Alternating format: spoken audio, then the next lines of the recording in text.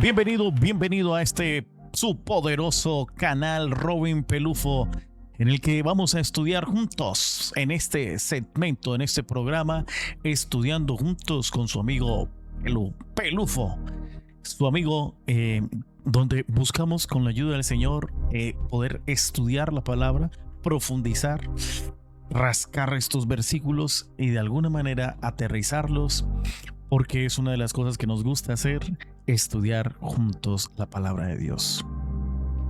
Espero que en este día puedas escuchar la voz del Señor.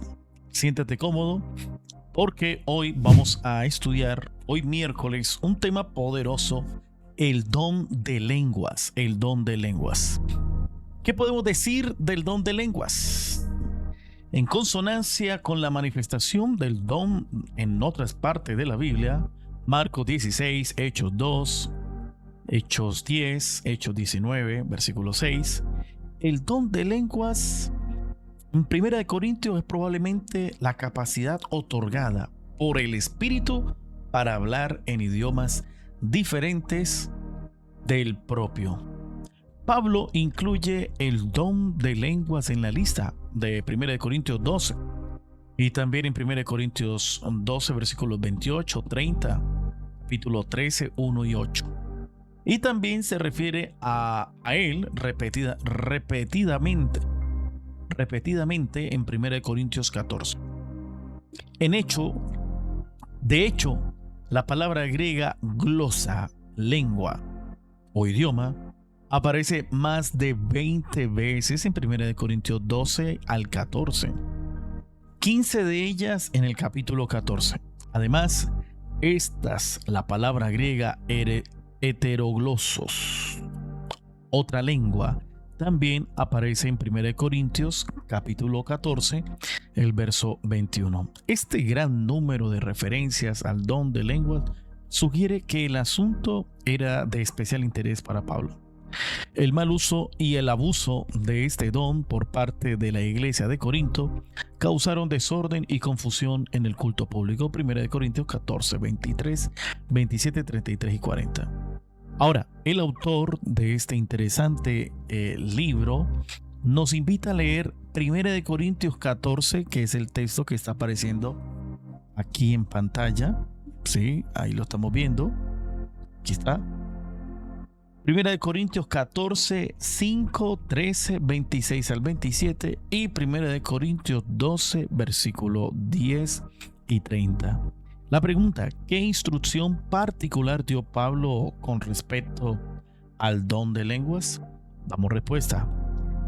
En consonancia con su manifestación en otras partes de la Biblia, el don de lengua en 1 Corintios es probablemente la capacidad otorgada por el Espíritu para hablar en idiomas diferentes del propio. Manifestaciones bíblicas del don aparecen en Marcos 16, 17, Hechos 2, 1 al 13, Hechos 10, 44 al 48, Hechos 19, versículo 6. En estos pasajes, el don se relaciona con la capacidad de hablar idiomas diferentes del idioma propio. Mire qué interesante, la primera manifestación del don de lenguas, recordemos que se manifestó ¿en dónde? En Levítico capítulo 11, cuando aparece en la Torre de Babel. En este caso, la manifestación del Espíritu allí no se dio para unificar, sino para dividir. La razón por la que el don de hablar en lenguas debe ir acompañado del don de interpretarlas es que ellas deben resultar comprensibles. 1 Corintios 14, 9. De lo contrario, no hay beneficio alguno en ese don. Esto explica por qué Pablo puso tanto énfasis en la interpretación. Obviamente no está criticando el don de lengua en sí, sino, como veremos mañana, la importancia excesiva que los corintios le atribuían, lo que llevaba a descuidar el don de profecía. Que hasta este punto hemos comprendido que el don de profecía lo que busca es traer un mensaje que llegue al corazón, un mensaje claro, un mensaje sencillo. En este punto es importante señalar que aunque Pablo deseaba que todos los corintios pudieran hablar lenguas extranjeras, en 1 Corintios 14:5 no esperaba que eso sucediera. En 1 Corintios 12:10, por lo tanto, la idea de que todos deben hablar en lengua antes de reclamar el bautismo en el Espíritu Santo es una perversión de la enseñanza de Pablo en 1 Corintios 12 y 14. Según George Wright's Dones Espirituales, Tratado de Teología Adventista del Séptimo Día, la Asociación Casa Editora Sudamericana del 2009. ¿Hay personas en tu iglesia que hablan otros idiomas? ¿Cómo pueden usar esta habilidad para alcanzar a otras personas para Cristo? ¿Cómo puede este hecho ayudarnos, a comprender la verdadera naturaleza de la lengua a la que se refiere Pablo? Bueno, esta pregunta invita a edificar a los miembros de la iglesia que posee la capacidad de hablar idiomas diferentes. Esa capacidad puede ser utilizada para comunicar con personas que hablan esos idiomas. Las personas que hablan otros idiomas pueden utilizar esta habilidad para comunicarse con quienes hablan esos idiomas, presentarles el mensaje de Cristo de una manera comprensible, alcanzar a personas que no hablan el idioma, principalmente de la iglesia. La habilidad resulta útil cuando permite que otras personas comprendan el mensaje. La existencia de personas capaces de hablar otros idiomas ayuda a comprender el don como una capacidad para comunicarse en idiomas diferentes del propio. El propósito del don no es producir confusión. El mensaje debe ser comprensible. Cuando quienes escuchan no conocen el idioma, es necesario la interpretación. El don debe utilizarse para beneficiar a otras personas y comunicarles el mensaje de Cristo. Miren, algo que ustedes y yo necesitamos entender es que Corinto tenía 2 puertos. Ya lo hemos mencionado anteriormente. Y claro, al tener 2 puertos llegaba gente de muchos otros lugares, de muchos otros países, de muchas otras naciones. Y por supuesto, aunque el cristianismo se había propagado en muchas partes, muchos llegaban allá a la parroquia, a la iglesia, diciendo: ve, yo también soy cristiano. Pero ellos amaban el tema de, como por así decirlo, lo oculto. Entonces la persona que hablaba un idioma diferente a los que el pueblo conocía, pues para ellos eso les causaba algo como una especie de curiosidad, como de, mire qué interesante que aunque es de otra nación, él está abrazando el mismo evangelio, pero aunque abrazaba el mismo evangelio, no lo estaba predicando en el mismo idioma. Entonces Pablo dice: miren, señores, si hay un intérprete, amén, y si no, siéntese. Por eso, en el estudio de hoy vamos a hablar entonces un tema es fascinante, el don de lenguas y el orden que debe haber en la iglesia, porque muchos creen que el apóstol Pablo era un enemigo de estas manifestaciones y que quizás él quería prohibirlas, pero realmente es otra la idea que podemos encontrar aquí en este interesante estudio que vamos a hacer ahora de estos versículos. Pablo no está prohibiendo, Pablo no prohíbe las lenguas, sino que establece 4 reglas estrictas para salvar a la iglesia en medio del caos, en medio del desorden. Estas reglas son las siguientes: que haya edificación mutua, número 1, que la interpretación sea obligatoria, ¿verdad? Que participe máximo 2 o 3 personas, y que se haga todo esto en orden o por turnos, ¿sí? Dios es un Dios de orden. Pero la pregunta es también: ¿por qué tuvo Pablo que poner estas reglas como un poco tan estrictas, no? Pues vamos a viajar un momento al pasado para entender este interesante escenario. Vamos a ir aquí al escenario histórico. Vamos a tratar de reconstruir el contexto sociocultural ¿de quién? De Corinto. La ciudad de Corinto era de un trasfondo pagano. Sí, señores. Enseñaba que el éxtasis descontrolado era el trofeo espiritual que le mencionaba hace un instante. La gente buscaba su beneficio individual y exhibir de alguna forma su estatus. Sin embargo, el modelo bíblico es radicalmente distinto. Los dones se distribuyen para el bien común, para beneficiarnos mutuamente y construir una comunidad que realmente se fortalezca a través de la unidad, de esos lazos de bienestar, de ayuda, de suplir la necesidad de aquella persona necesitada. Tal como el método de Cristo lo enseña, nuestro amado Jesús se acercaba a la gente, buscaba la forma de mezclarse con la gente para hacerles el bien.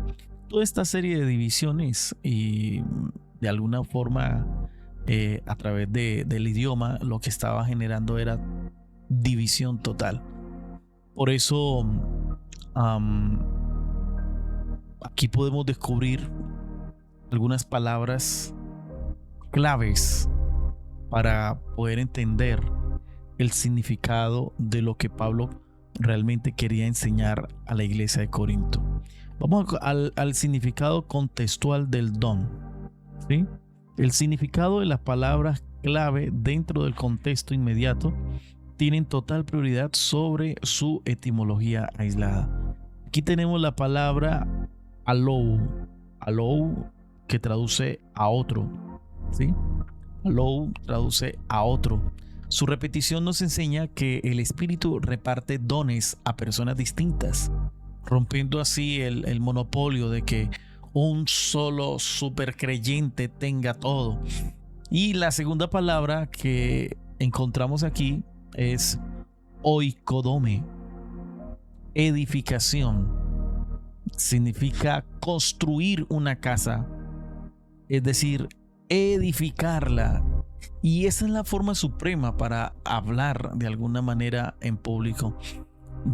Todo lo que haya que hacer pensando siempre en el bienestar, en la edificación de la iglesia, siempre será de manera muy bienvenido. Y esto, amigos, nos lleva a una pregunta bien interesante. ¿Todos los creyentes deberían hablar en lenguas? La Biblia misma nos da la respuesta, ¿verdad? Aquí lo encontramos en el libro de Corintios capítulo 12, el versículo 30. La partícula de la universalidad cuando Pablo pregunta ¿acaso hablan todos en lenguas? En el texto original griego él inicia con una pequeña partícula llamada me. Aquí la tenemos. Me. En la gramática de esa época usar esta partícula obliga a que la respuesta sea un no rotundo. Así que no todos hablan en lengua, porque el don nunca fue diseñado como una medalla universal de salvación. Entonces, si no todos hablan, entonces los que sí lo hacen deben seguir un orden riguroso. Y aquí es donde vamos ahora a ver la instrucción, que son sencillas, las sugerencias, pero de alguna forma equivale a un imperativo de parte del apóstol Pablo. Son órdenes directas. Aquí lo encontramos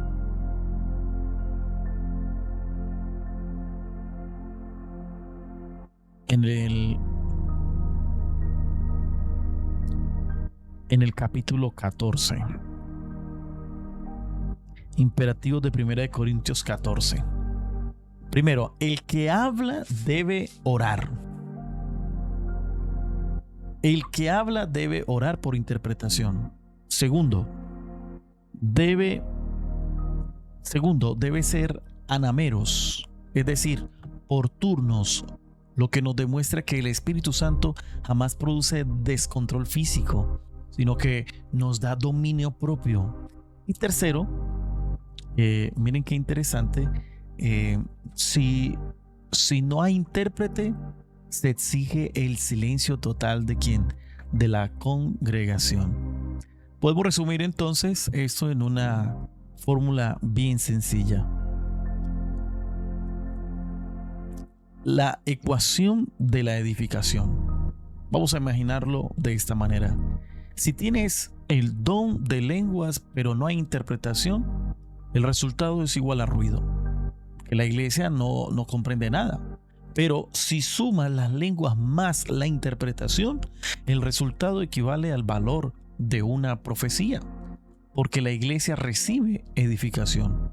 Un don solo es superior cuando es verdaderamente útil para la comunidad. Entonces, la pregunta sería en esta hora: Pastor, ¿y cómo aplicamos esto en nuestra iglesia?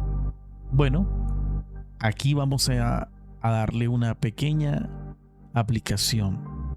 El algoritmo del culto.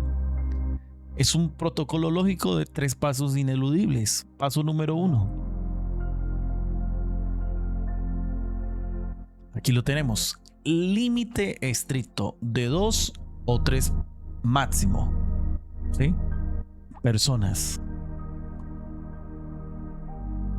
Paso número 2. Un protocolo de sucesión. Es decir, uno a la vez y nunca al mismo tiempo. Número 3. Condición de ejecución. Intérprete. Si la respuesta es sí, adelante. Si la respuesta es no, se ejecuta la regla del silencio. La persona debe hablar solo para sí misma. ¿Y para quién? Y para Dios. Así que recordemos que toda esta estructura arquitectónica apunta a una gran verdad teológica que sin lugar a duda no podemos olvidar.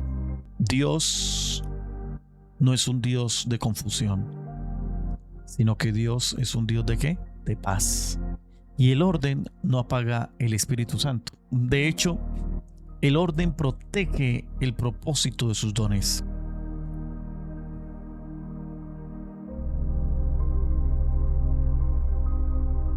Él nos da estos regalos exclusivamente para comunicar la gracia de Cristo, ¿sí? Jamás para alimentar nuestro protagonismo, y siempre sujetos a ¿qué cosa? A la madurez ¿de quién? De la iglesia. Es por eso que debemos tener mucho cuidado con lo que hoy llamamos espiritualidad, ¿sí? Vamos entonces a ir terminando con el espejismo de la espiritualidad. No te dejes engañar por el caos, ese caos pagano, donde hay mucha emoción descontrolada, pero nadie entiende nada. El verdadero mover de Dios es lo que llamamos fuego en orden.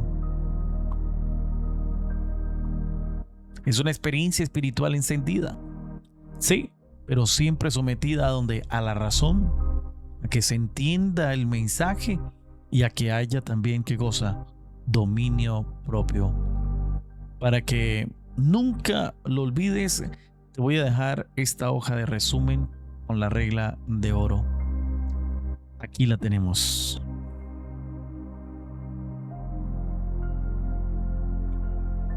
Primero, el don no es universal. No necesitamos los unos a los otros.